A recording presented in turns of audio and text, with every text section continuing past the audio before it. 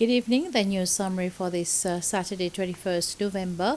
The National Association for the Disabled has organized a lunch today in honor of Nadis Yalo, a member of the association who was recently sworn in as a member of the National Assembly. Nadi, a 32-year-old who has difficulty walking independently, is a proportionally elected member representing LDS. He's been described as an ambassador and a voice for people living with a disability. He says that although there are conventions in place for the disabled to live a normal life, that it is time to transform words into actions. The luncheon was also attended by President Weaver Ron and Minister for Local Government and Community Development, Mrs. Rosemary Waro. I feel honored to be one of the voices of the people living with disability in Seychelles. But more importantly, it's an honor for Seychelles, as it's the first time in our history that we have a person living with a disability that is a member of Parliament. The priority today is to look at our laws and regulation to be sure that inclusivity is included in all our laws and regulation that is being implemented in Seychelles.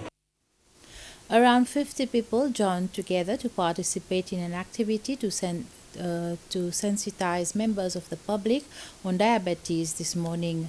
The walk which is organized every year to celebrate World Diabetes Day on November 14th, brought together different groups of people, including people who have diabetes, the youth, staff from the Ministry of Health, members of the Lions Club and the Diabetes Society of Seychelles, amongst others. The walk began at the Stade Populaire, went through Quincy Street and 5th June Avenue, went around the hypermarket roundabout, going through to the Montfleury Road, ending at Stade Populaire. After the walk, people were invited to do a screening for diabetes at Dr. Muti's clinic at Angar Street.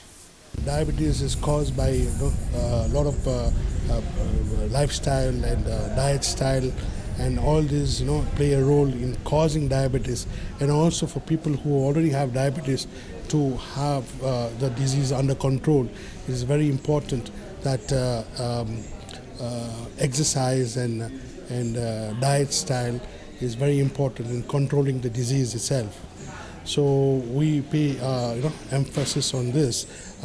We have to pay emphasis on this, and especially we'd like to add that this year is very important to create that awareness among our population, because we are in the COVID pandemic, and as we hear that this people with so-called comorbid conditions, medical conditions, just like diabetes, hypertension, heart disease, any chronic illnesses, they are very much prone they are vulnerable to COVID.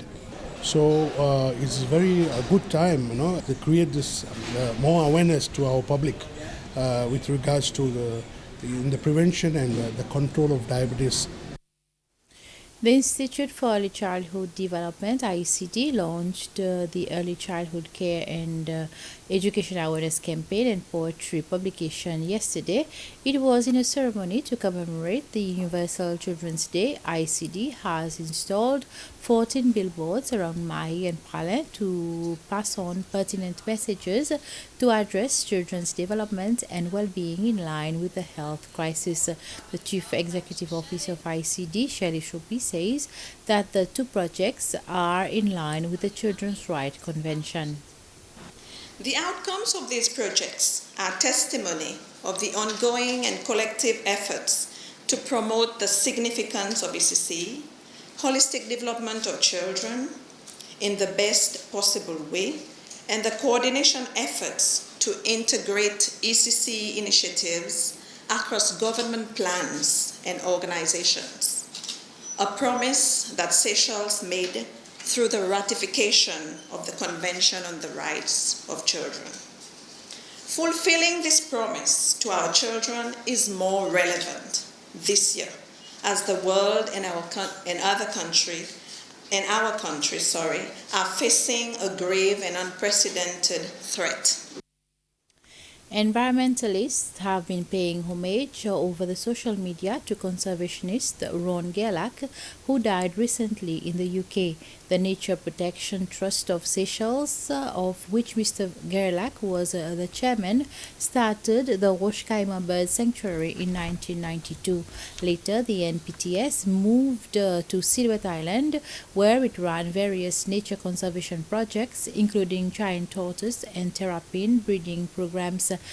Ron Gerlach, who would have been 82 next month, was also a well-known batik artist. Colleagues and friends have described him as a passionate nature lover who campaigned fervently for conservation causes.